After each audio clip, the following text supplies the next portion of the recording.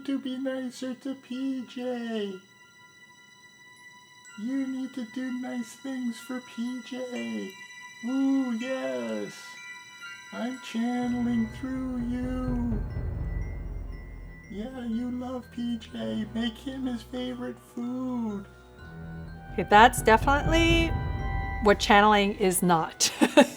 In this episode, we are going to learn what channeling is.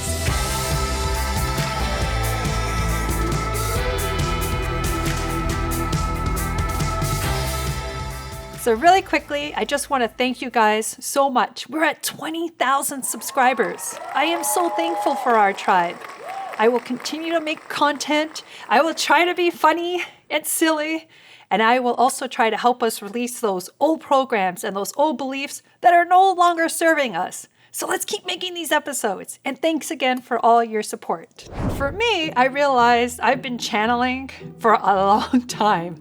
It's been 84 years. Channeling is not that thing you see in movies where, somebody gets possessed by an entity and they start climbing the walls. Believe me, because I've tried. If I was with a friend and we were kind of discussing a problem that she had, I would do this thing where I would take this deep breath and I would release any tension in my body. All of a sudden, it's like the information was just flowing through me. I would talk to her in this calm, caring way. And it's like, it felt good. I just remember the energy and the feeling felt good as I was talking. But the second that she would interrupt me or ask me a question, she took me out of that mini trance or that mini channeling that I was in, and I couldn't repeat it. And then she would get upset because she'd be like, you just told me I should break up with this guy and I should never see him again. And I was like, I don't remember what I had just said. I suffer from short-term memory loss. Short-term memory loss. I don't believe this. But as the years have gone by, I realized, holy shit, I'm channeling. I could feel that the information I gave them was right. It was deeper than anything that I could have come up with. But now, after doing all this work, I realized that the information came through me for my friend. Why? Because the message wasn't meant for me. That's why I couldn't remember. It was for my friend. If you guys have had some similar experiences, I'd love to hear about it in the comments. Don't be shy. I believe this is where that saying comes in, get out of your own way. Just move to the side. Not that I had a choice. I don't usually let my logical mind fight it. I have to set my ego aside and channel this information. So whether it's your higher self coming through, or a spiritual guide, or an angel, or whatever you want to label it, you don't have to let it go through that limited logical mind. You just want to open up those floodgates and let that good energy come through. And when we're open like this, we can download amazing information. But how do you know if it's your logical mind or something else? This is where discernment comes in. And I have another video about this. But the one way that I can tell is when I'm giving advice, if it's coming from my limited mind or my ego, then it gets filtered through all those old programs or old information, and it feels kind of bumpy and slow. As with everything I do on my channel, it's all about us gaining awareness, right? Awareness of what you're already doing, but you may not understand that you're doing this. But with awareness, you can start to own and use your gifts, right? There's nothing to fear. We're just turning on the lights. So what the heck is channeling?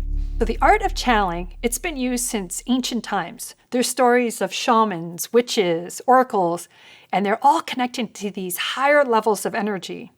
But again, anyone can channel, and I'm going to teach you how, or give you some tips on how to get you ready. Channeling is about opening yourself up, opening up your mind, opening up your heart to these higher levels of energy, and letting it convey through you, kind of like a channel. It's not to be confused with mediumship, right? With mediumship, you're acting more of a translator, and you don't usually let the energy, the loved one, take over the body. It's more like you're an interpreter. Whereas with channeling, you're actually allowing this energetic being to take over your body. It's kind of like you move to the side and you let them take center stage. Remember, it's your body, so you're always in charge of who can come in and how long they can stay.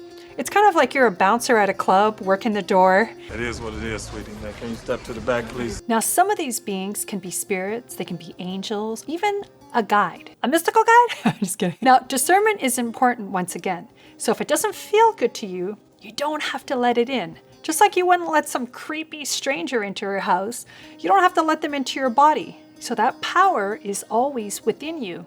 So again, there's nothing to fear. So how to do it? Channeling, because this isn't a sex class. Step 1, I want you to prepare yourself with meditation. I want you to clear your head and begin to raise your frequency. Step number 2, I want you to focus on your purpose, right? Do you need guidance? Are you channeling spirits? Are you channeling angels? I want you to open your mind then to receive this information. But I want you to remember to be patient and to be present. Step number 3, allow your consciousness to move slightly to the side so you can make room for this new energy. You may feel the light and love from channeling on your first try, or it may take you a couple tries. You also may hear words, or you may see images, or you may simply know without even knowing how you know. It depends on which one of your clairs are the strongest. This is going to determine how you receive the information. Step 4, now I want you to slowly raise your frequency to meet this vibration of this spirit or this angel. Allow your body to become in sync with this energy. Once you do that, this is a space where you can allow the energy to speak through you, if you're comfortable with that, or you may feel like drawing. You may feel like playing an instrument. Again, I want you to do whatever you're comfortable with doing, because this is for you. This is about your experience. It's not about you being an Airbnb for a spirit to come in and just take over your body. Step 5. You'll want to remain in your meditative state when you channel, because you want to focus and keep your mind clear of any negative thoughts. This is going to help keep those lower frequency beings on the side. And again, if you sense any kind of fear or unease in your channeling, just stop communication and allow yourself to refocus again and raise your frequencies back up. And again, you could do this by feeling grateful and abundant for everything that you have. Now, a negative energy can be sneaky, but you can keep it out. You're not stuck with what you get. It's not marriage. It can also be one of your personalities. I want you to observe if this self is coming through and just reflect on it. Notice what it's saying. How does it feel? I want you to watch this energy and not just let it take you over. This is actually what starts to create an aware ego, because you start to become aware of not only these higher energies or lower energies coming through, but parts of your personality that seem to pop up. The great thing about all of this is that we're learning and experiencing life in new ways.